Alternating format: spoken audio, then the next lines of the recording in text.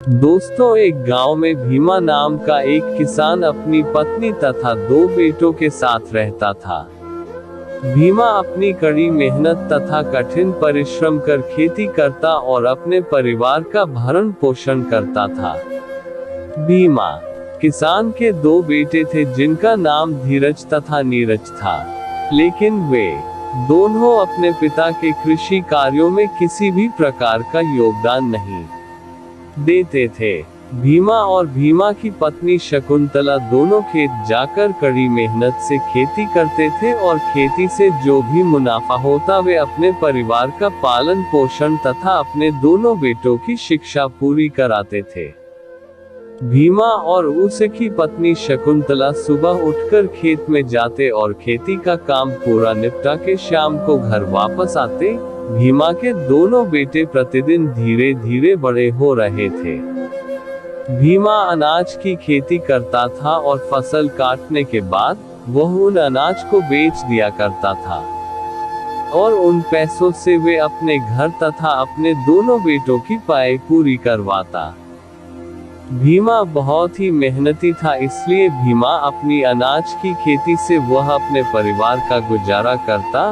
भीमा के दोनों बेटे धीरज और नीरज बड़े हो गए थे, इसलिए भीमा अपने दोनों बेटों के विवाह के बारे में सोच रहा था। भीमा अपने दोनों बेटे धीरज और नीरज की शादी के लिए लड़की की तलाश शुरू करता है। जैसे ही भीमा को लड़की के बारे में जानकारी प्राप्त होती है, वह शादी तय करने के लिए लड़की के घर जाता है। कुछ दिनों के बाद भीमा अपने दोनों बेटों की शादी करवा देता है, लेकिन शादी के बाद भी धीरज और नीरज अपने पिता की खेती में मदद नहीं करते और न ही कोई काम करते हैं। इधर बेचारा भीम अपनी पत्नी के साथ खेत जाकर परिश्रम कर उनका भरण पोषण करते हैं। एक दिन भीमा की पत्नी शकुंतला की तबीयत अचानक खराब हो जाती है। उस समय भीम बहुत घबरा जाता है और भीम तुरंत अपनी पत्नी को खेत से उठाकर घर ले आता है, लेकिन उस वक्त उसके दोनों बेटे तथा बहुएं घर पर नहीं होती है। यह देखकर भीमा अपनी पत्नी को घर पर अकेला छोड़कर तुरंत डॉक्टर को बुलाने के लिए निकलता है। लेकिन जब भीमा डॉक्टर को लेकर घर लौटता है, तब तक काफी देर हो जाती है और भीमा की पत्नी शकुंतला की मौत हो जाती है। यह देखकर भीमा को एक बड़ा झटका लगता है और वह डहकी होकर अपने पत्नी शकुंतला की मौत पर बहुत रोने लगता है।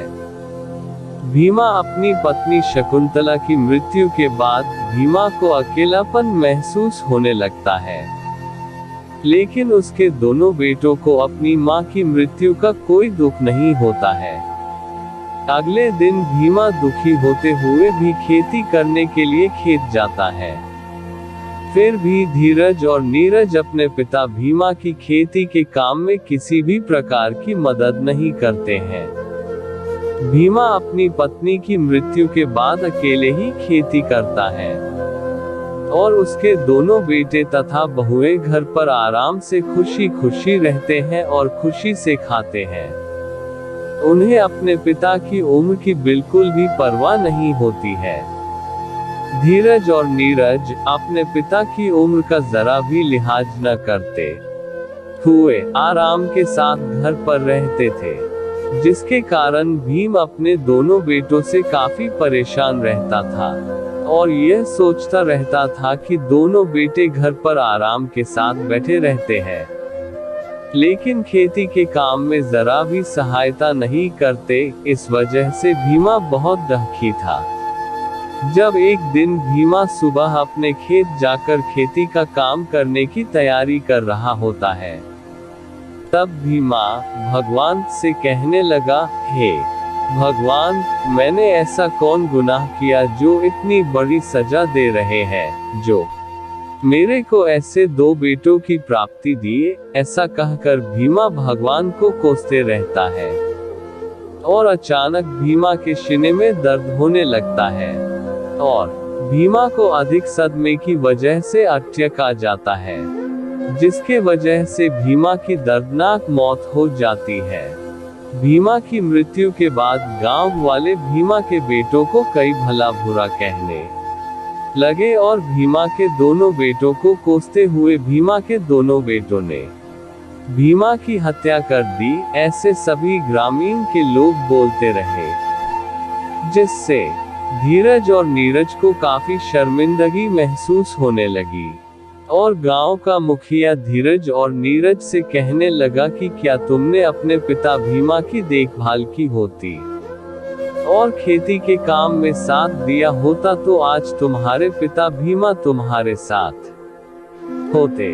दोस्तों, मैं आपको बताना चाहूंगा कि बचपन से माता पिता जो हमारे लिए कठिन परिश्रम करते हैं और हमारी खुशी के लिए कड़ी मेहनत मजदूरी कर हमें पढ़ाते हैं और हमें सक्षम बनाते हैं, हम उन्हें ऐसे कैसे छोड़ सकते हैं।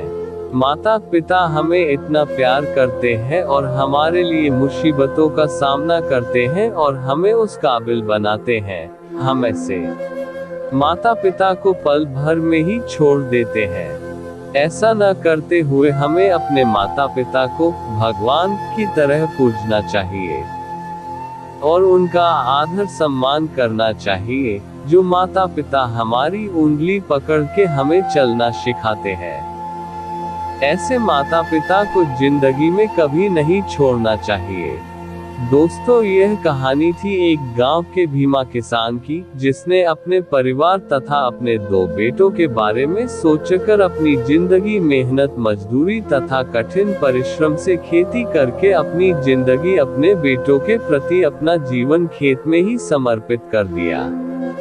ऐसे किसान भीमा को मैं सलाम करता हूँ। मुझे उम्मीद है कि आपको यह कहानी पसंद आई होगी, क्योंकि इस लेख में मैंने एक किसान की दुखद कहानी पेश की है। अगर आपको यह कहानी अच्छी लगी हो तो इस लेख को अपने दोस्तों तथा अन्य लोगों के साथ जितना हो सके शेयर करें। धन्यवाद।